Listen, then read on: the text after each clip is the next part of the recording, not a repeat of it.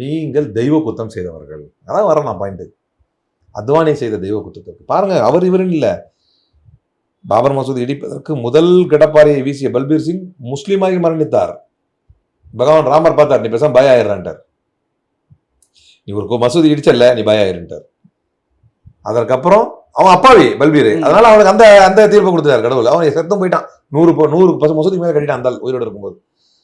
அத்வானி, உமா பாரதி, முரளி மனோகர் ஜோஷி, அசோக் சிங்கால் எல்லாரும் யாரு? அரசியல் அனாதைகள். ராமர் ஆக்கி விட்டார் உங்களை அரசியல் அனாதையாக.